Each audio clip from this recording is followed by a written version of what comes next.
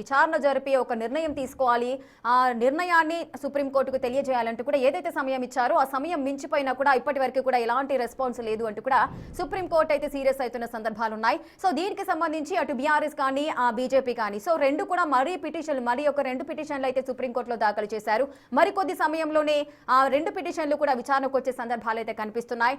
ఇప్పుడు పరిస్థితి ఏ విధంగా ఉంది, మరి ఎవరు ఎటువంటి వాదనలు వినిపించే అవకాశాలు ఉన్నాయి, స్పీకర్కి మరొకసారి టైం ఇచ్చే అవకాశం ఉందా, లేదు అంటే ఈ టైంలో మీరు విచారణ జరిపి మిగిలిన ఎవరైతే ఇద్దరు ఎమ్మెల్యేలు ఉన్నారో వారికి విచారణ జరిపి తుది రిపోర్ట్ ఎప్పుడు ఇస్తారు అని టైం ఇచ్చే సందర్భాలు ఉన్నాయా, ఏం జరగబోతోంది? పూర్తి అప్డేట్ మా ప్రతినిధి హేమ లైవ్ లో సిద్ధంగా ఉన్నారు.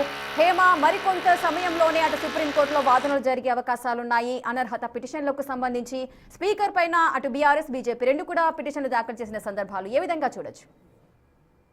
తెలంగాణ రాష్ట్రంలో చర్చనీయాంశంగా మారినటువంటి అంశం పార్టీ ఫిరాయింపుల కేసు. మొత్తం 10 మంది ఎమ్మెల్యేలు బీఆర్ఎస్ గుర్తు మీద గెలిచి రాష్ట్రంలో కాంగ్రెస్ ప్రభుత్వం ఏర్పడిన తర్వాత ఈ 10 మంది కూడా ముఖ్యమంత్రి రేవంత్ రెడ్డి సమక్షంలో కాంగ్రెస్ పార్టీలో చేరారు.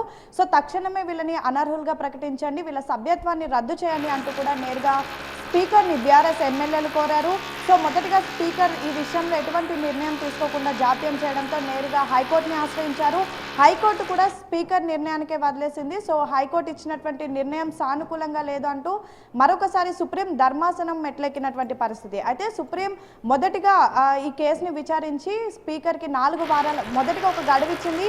గడువిచ్చినటువంటి సమయానికి అప్పటికి స్పీకర్ ఎలాంటి నిర్ణయం తీసుకోకపోవడంతో మరొకసారి 4 వారాలు గడువిచ్చింది. 4 వారాల్లో కూడా స్పీకర్ ఎలాంటి నిర్ణయం తీసుకోకపోవడంతో చివరిగా ఆగ్రహం వ్యక్తం చేసింది. మరొకసారి 2 వారాల గడువు కావాలి అంటూ కూడా ఇటు స్పీకర్ నేరుగా అటు సుప్రీంని ఆశ్రయించారు. 2 వారాల గడువు కూడా ప్రస్తుతం ముగిస్తుండడంతో ఈరోజు సుప్రీంలో దీనికి సంబంధించినటువంటి అంశం కూడా ఈరోజు విచారణ జరగనుంది. అయితే ప్రధానంగా ఇప్పటికే సుప్రీం ఆగ్రహం వ్యక్తం చేసిన తర్వాత మొత్తం 10 మంది ఎమ్మెల్యేలకు కూడా స్పీకర్ నోటీస్ జారీ చేశారు. అందులో 8 మంది కూడా క్రాస్ ఎగ్జామినేషన్కి నేరుగా పాల్గొన్నారు. క్రాస్ ఎగ్జామినేషన్ కూడా 3 దఫాలుగా జరిగింది. ఒకసారి పిటిషన్దారుల ఎమ్మెల్యేలు సంబంధించినటువంటి అడ్వకేట్లు ఎవరైతే ఫిరాయింపుల ఆరోపణలు ఎదుర్కొంటున్నటువంటి ఎమ్మెల్యేలను క్రాస్ ఎగ్జామినేషన్ చేశారు. సేమ్ టైం ఫిరాయింపుల ఎమ్మెల్యేలకు సంబంధించినటువంటి అడ్వకేట్లు పిటిషన్దారులైనటువంటి ఎమ్మెల్యేల అడ్వకేట్లను క్రాస్ ఎగ్జామినేషన్ చేశారు.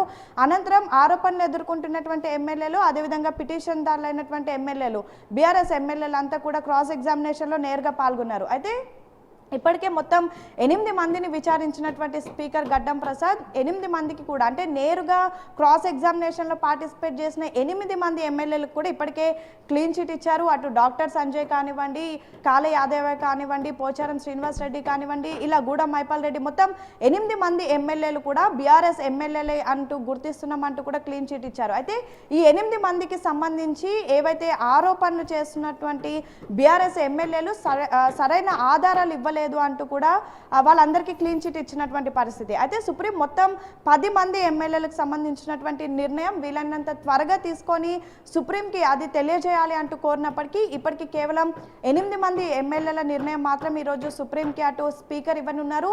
మరొక 2 ఎమ్మెల్యేలకు సంబంధించినటువంటి అంశం ఇంకా పెండింగ్లోనే ఉంది.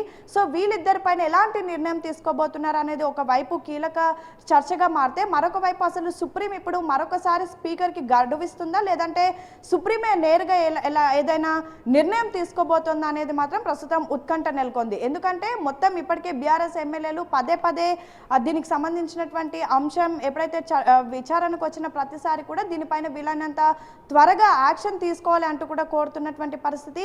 అండ్ వాళ్ళు సబ్మిట్ చేసిన ఆధారాలన్నీ కూడా నేరుగా ఈ ఆరోపణలు ఎదుర్కొంటున్నటువంటి ఎమ్మెల్యేలు ముఖ్యమంత్రి రేవంత్ రెడ్డిని కలిసి నేరుగా పార్టీ కండువాని కప్పుకున్నటువంటి ఫొటోస్తో పాటు టీవీల్లో అదేవిధంగా పేపర్లో వచ్చినటువంటి పేపర్ క్లిప్పింగ్స్ నేరుగా ఈ 10 మంది ఎమ్మెల్యేలు కొంతమంది కాంగ్రెస్ ప్రభుత్వం ఏర్పాటు చేసినటువంటి కార్యక్రమాల్లో పాల్గొన్నటువంటి విజువల్స్తో పాటు వాటి ఫుటేజ్తో పాటు ఇదే గాంధీ భవన్ వేదికగా అనేక కార్యక్రమాల్లో పాల్గొన్నటువంటి పేపర్ క్లిప్పింగ్స్ని కూడా ఆధారాలుగా పెట్టినటువంటి పరిస్థితి. అయితే ఇక్కడ స్పీకర్ మాత్రం ఈ 10 మంది ఎమ్మెల్యేలలో 8 మంది ఎమ్మెల్యేలు ఎవరైతే ఉన్నారో వాళ్ళందరూ కూడా వాళ్ళపైన పిటిషన్ దాఖలైనటువంటి సమయంలో అంటే మార్చి 2024 నాటికి వీళ్ళంతా కూడా బీఆర్ఎస్ ఎమ్మెల్యేలుగానే కొనసాగుతున్నారు కాబట్టి వీళ్ళపైన ఎలాంటి ఆధారాలు కూడా లేవు పార్టీ మారినట్టుగా అంటూ కూడా 8 మంది క్లీన్ చిట్ ఇచ్చింది. సో మరో 2 అంశం ప్రస్తుతం స్పీకర్ దగ్గర పెండింగ్ ఉంది. మరి సుప్రీం ప్రస్తుతం స్పీకర్కి సమయం ఇస్తుందా లేదంటే సుప్రీమే నిర్ణయం తీసుకుంటుందా అనేది చూడాలి. సో మొత్తానికి దానం నాగేందర్, కడియం శ్రీహరికి సంబంధించినటువంటి అంశం ఒక కొలిక్కి వచ్చిందని చెప్పుకోవచ్చు. Right, thank you Hema, thanks for the live details. Right, ఇక అటు పార్టీ ఫిరాయించిన ఎమ్మెల్యేలు అలాగే అనర్హత వేటు వేయాలని కోరుతూ బీఆర్ఎస్ పార్టీ అటు పిటిషన్ దాఖలు చేసింది. కోర్టు ధిక్కారంగా పాల్పడ్డారు స్పీకర్ అంటూ కూడా బీజేపీ ఎల్పీ నేత కూడా ఈ విధంగా స్పీకర్ పైన పిటిషన్ దాఖలు చేసిన సందర్భాలు. ఈ 2 పిటిషన్లు కూడా ఈ రోజు సుప్రీంకోర్టులో మరి కాసేపట్లో విచారణకు వచ్చే అవకాశాలు ఉన్నాయి. మరి దీనికి సంబంధించి సుప్రీంకోర్టు ఏ విధమైన తీర్పు వెలువరించబోతోంది అనేది కూడా తెలియాలి. ఇంకా 2 ఎమ్మెల్యేలు మిగిలి ఉన్నారు. సో 2 ఎమ్మెల్యేలకు సంబంధించి ఈ నెల 19న కడియం శ్రీహరి పార్టీ ఫిరాయించిన నేపథ్యంలో ఈ పిటిషన్ కూడా స్పీకర్ విచారించే అవకాశాలు కనిపిస్తున్నాయి. మరి అతను ఫిజికల్ గా అక్కడికి హాజరవుతారా విచారణకి, మరి ఏం జరగబోతోంది అనేది తెలియాల్సిన పరిస్థితి.